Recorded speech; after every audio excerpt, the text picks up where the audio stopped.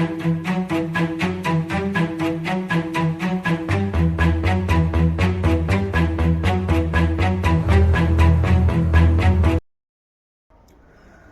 હિન્દ, જય ભારત બધાને. આજે હું તમને ગુજરાત પંથકના અને આપણે કહીએ ને કે પોરબંદર પંથકના ગુજરાતમાં આવેલા જે મોઢવાડા ગામના નાગાર્જુન સિસોદિયા કે જેણે આર્મીમાં રહી અને ખૂબ જ મોટું પરાક્રમ કર્યું હતું, જે આપણા ગુજરાતના નહીં પણ આખા ભારતના એવા સપૂત કહી શકીએ કે જેને આખા દેશ માટે બલિદાન આપ્યું. એની એક ખૂબ જ રસપ્રદ અને ખૂબ જ અનોખોને આપણે કહી શકીએ ને કે ખૂબ જ વધારે બહાદુરીપૂર્વક કામ કર્યું, છતાં પણ એટલું એનું કામ છે એ ધ્યાનમાં આવેલું નહોતું, કારણ કે એનું જે મિશન હતું એ અનઓફિશિયલ મિશન હતું. હવે વધારે સમય ન લેતા સ્ટોરી ઉપર જાઓ કે ભાઈ 1971નું યુદ્ધ તમને ખ્યાલ ન હોય તો કહી દઉં કે જ્યારે ભારત પાકિસ્તાન આઝાદ થયું ને ત્યારે પૂર્વ પાકિસ્તાન અને પશ્ચિમ પાકિસ્તાન બે એમ અલગ પાકિસ્તાન થઈ ગયા. ભારતની બંને બાજુ પાકિસ્તાન હતા, મીન્સ કે અત્યારે જે બાંગ્લાદેશનો વિસ્તાર છે ત્યારે પાકિસ્તાન હતો. હવે પાકિસ્તાનમાં ચૂંટણી થાય એટલે જે આ પૂર્વ પાકિસ્તાન છે ત્યાંના શેખ મુજીબુર રહેમાન કે આવામી લીગના લીડર હતા તે એ જીતી ગયા. હવે એ જીતી ગયા તો શું થયું કે ભાઈ જે ત્યાંના પશ્ચિમ પાકિસ્તાન જે પાકિસ્તાનીઓ છે એણે શું કીધું કે ભાઈ અમે બંગાળી મુસ્લિમોના કંટ્રોલમાં નહીં રહીએ. એટલે એમ કરીને ગૃહયુદ્ધ ચાલુ થાય છે. અંદર ગૃહયુદ્ધ ચાલુ થાય એટલે શું થાય કે વિદ્રોહ ચાલુ થાય. જે પૂર્વ પાકિસ્તાનના બંગાળી મુસ્લિમો છે એને ખૂબ જ મારવામાં આવે, ટોર્ચર કરવામાં આવે. હવે એના ડરના લીધે ઘણા બધા હજારોની સંખ્યામાં મુસ્લિમો ભારત તરફ આવવા લાગ્યા, ભારતમાં સ્થળાંતરણ કરવા લાગ્યા. ત્યારે આપણા પ્રધાનમંત્રી ઇન્દિરા ગાંધી હતા.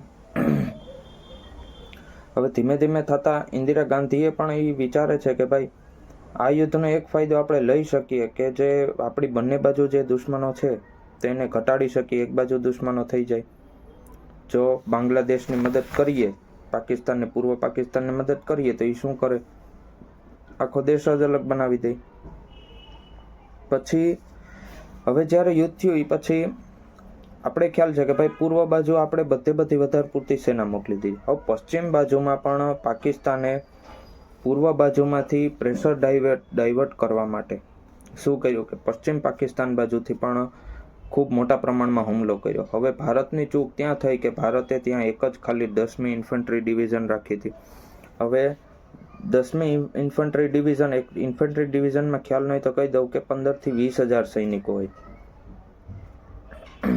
હવે એક જ ઇન્ફન્ટ્રી ડિવિઝન રાખી ને પાકિસ્તાનની બાજુ હતી 3 ઇન્ફન્ટ્રી ડિવિઝન, એક ઇન્ફન્ટ્રી હતી, એક આર્ટિલરી હતી, 1 કોપ્સ આર્ટિલરી હતી, પછી 6 ઇન્ફન્ટ્રી હતી અને 9 આર્મર્ડ ડિવિઝન હતી. આર્મર્ડ એટલે કે જે ટેન્ક્સ ને બધી હોય એ 3 ડિવિઝન એકસાથે હુમલો કરે એટલે ભારતની જે 10th ઇન્ફન્ટ્રી ડિવિઝન હતી એને પીછેહટ કરવી પડે. પીછેહટ નથી કરતી પણ વધુ પૂરતું શું કરે કે ભાઈ પોતાની પોઝિશન હોલ્ડ કરી લે. હવે ત્યાંથી થોડા જે દૂર હતા ને જે ભારતના સૈનિકો હતા એ વધારેમાં વધારે ઓછામાં ઓછા આપણે કહી શકીએ ને 48 કિલોમીટર દૂર હતા. 48 કિલોમીટર પર ત્યાંનો જે વિસ્તાર છે એ ખૂબ જ શું હોય કે આપણે કહીએ ને કે રસ્તા ખૂબ જ ખરાબ હોય. એટલે માની લ્યો કે 2 થી 3 દિવસનો સમય તો લાગી જ જાય એ રસ્તા પાર કરતા બધા. ત્યારે એટલા બધા રસ્તા કયો હતા નહીં, ઉબડ ખાબડ ખૂબ જ વધારે રસ્તા હતા ને બધી સપ્લાય ચેઇન ને બધું જોતા. તો શું થયું કે ભાઈ બધા જે આપણો જે સપોર્ટ હતો એ સપોર્ટ તો પહોંચી જાય છે ને સપોર્ટમાં કોણ હતું કે 3/4 ગુરખા કે જેમાં નાગાર્જુન સિસોદિયા ફરજ બજાવતા હતા.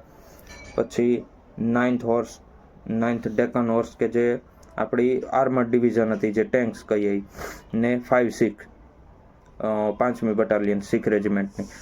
તો ગુરખા, શીખ, આર્મર્ડ છે બધા ત્યાં પહોંચી જાય છે. હવે ત્યાં પહોંચી જાય એટલે શું કરે કે ખૂબ જ સારો વળતો જવાબ આપે પાકિસ્તાની સેનાને. હવે અસલી આપણે કેમ કે સાચો ખેલ ચાલુ થઈ ક્યારે કે ભાઈ 5મી ડિસેમ્બરથી યુદ્ધની શરૂઆત તો થઈ ગઈ. 12 ડિસેમ્બર આવી જાય. 12 ડિસેમ્બરે જે 3/4 ગુરખાના જે કમાન્ડિંગ ઓફિસર હતા, કંપની કમાન્ડર, તો શું કરે કે ભાઈ એક એવો મેસેજ આપે કે ભાઈ એક રિકોન ટીમ લઈને જવું પડશે જે અનઓફિશિયલ હશે.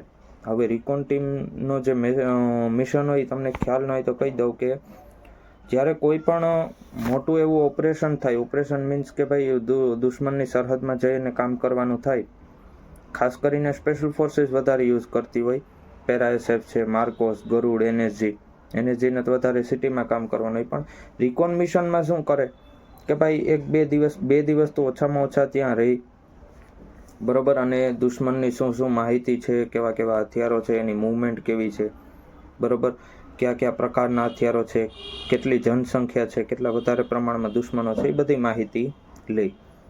હવે આ બધી ટીમ બનાવવા માટે, આ બધી માહિતી લેવા માટે નાગાર્જુન સિસોદિયા જે સેકન્ડ લેફ્ટનન્ટ હતા, બરોબર, સેકન્ડ લેફ્ટનન્ટ નાગાર્જુન સિસોદિયા અને એની સાથે એના સાથીદારો કે જે 15 સાથીદારો બધાય છે, અને એક આપણે કહીએ કે રિકોન મિશન માટે એક સ્પેશિયલ ટીમ બનાવવામાં આવી. હવે સ્પેશિયલ ટીમ બનાવવામાં આવી તો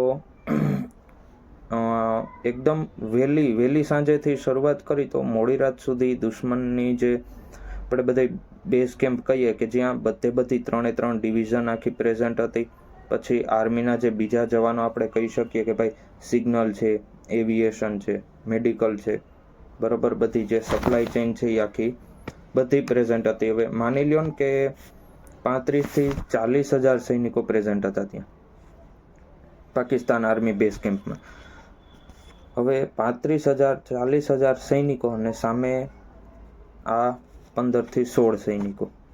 થાય છે એવું કે જે રેડિયો મેસેજ હતો સામસામે નાગાર્જુન સિસોદિયાનો, એના જે રેડિયો મેન હતા એ જે મેસેજ કરતા હતા, ટૂંકમાં કમ્યુનિકેશન ચાલુ હતું, તો એ કમ્યુનિકેશન સામેના જે પાકિસ્તાનના જે ઓફિસરો હતા, પાકિસ્તાનના જે સૈનિકો હતા એના દ્વારા ઇન્ટરપ્રેટ કરી લીધું. હવે ઇન્ટરપ્રેટ કરી લીધું એટલે શું થાય કે ભાઈ બધી વાત એને જાણ થઈ જાય. બધી વાતની જાણ થઈ ગઈ તો હવે શું થયું કે લોકેશન લઈને જેટલા જે ભારતના સૈનિકોની એને અંદાજ હતો કે આ બાજુથી સૈનિકો આવશે, એ બાજુ ગોળીબારી ચાલુ કરી. વિચાર કરો કે 35,000 થી 40,000 સૈનિકોને સામે મુઠ્ઠીભર 15 થી 16 સૈનિકો, કેટલી ભયાનક રીતે એના ઉપર ફાયરિંગ થયું હશે. ચાલો એટલું મોટું ફાયરિંગ થયું છતાં પણ શું થાય કે અહીંયા આ જે મોમેન્ટ હતો ને ત્યારે એક સાચા લીડરનો ખ્યાલ આવે. એક બોસમાં અને લીડરમાં એક આ જ ફરક હોય. એક બોસ હોય પોતાના કર્મચારીઓ પાસે કામ કરાવે ને એક લીડર હોય સામે આવીને ટીમને લીડ કરે. તો નાગાર્જુન સિસોદિયા પોતાના બધા સૈનિકોને પાછળ જવા માટે કહી દે છે અને પોતે કવર લેતા પાછળથી ફાયરિંગ કરતા પોતે પણ પોતાની સરહદમાં આવવા માટે ટ્રાય કરે છે. પણ એટલી બધી ગોળીઓ જે આવતી હતી, એટલા સૈનિકો જે ફાયરિંગ કરતા હતા, તો એમાંથી ઘણી બધી ગોળીઓ નાગાર્જુન સિસોદિયાની આરપાર નીકળી જાય. હવે વાત અહીંયા જ પૂરી નથી થતી. વાત જે આરપાર ગોળીઓ નીકળી જાય છતાં પણ એ બચાવતા શું કરે કે પોતે આગળ નીકળે. હવે થોડાક આગળ નીકળે ને એટલે જોયું કે ભાઈ પાછળથી સૈનિકો પણ આવે, તો એ સૈનિકોને ગુમરાહ કરવા માટે નાગાર્જુન સિસોદિયા અને બીજા 3 સૈનિકોને લઈને બીજી તરફ દોડવા માંડે છે અને ફાયરિંગ કરવા માંડે છે. હવે બીજા જે એના સૈનિકો હતા એ સેફલી ક્યાં પહોંચી જાય, બેઝ કેમ્પ પર પહોંચી જાય છે અને ત્યાંથી જે બીજા એના સૈનિકો હતા એને મેસેજ આપી દે છે. એટલે સામેથી જે આપણી આર્મી હતી એ પણ મદદ કરવા માટે પહોંચી જાય છે. એટલા બધા ઘુમાવતા ફરતા એ લાસ્ટમાં પોતાના બેઝ ઉપર પહોંચે છે. અને એટલું જ નહીં, બેઝ ઉપર પહોંચીને આખી માહિતી આપે છે. હવે વિચાર કરો કે સામેવાળો દુશ્મન શું કરશે એ આપણે પહેલાં જ ખ્યાલ આવી જાય તો યુદ્ધમાં આપણે માટે કેટલો મોટો બેનિફિટ હોય. તો બધી માહિતી મળી જાય છે. અને એ પછી પણ શું થાય કે આપણા જે આર્મીવાળા હતા, જે આપણો ફોર્સ હતી, એને પોતે પોતાનું બેકઅપ, આપણે કહીએ કે રીઇન્ફોર્સમેન્ટ બોલાવી લીધી. એણે શું કર્યું કે પછી ત્યાં પોતાની જે પોઝિશન છે એ થોડી સ્ટ્રોંગ કરી.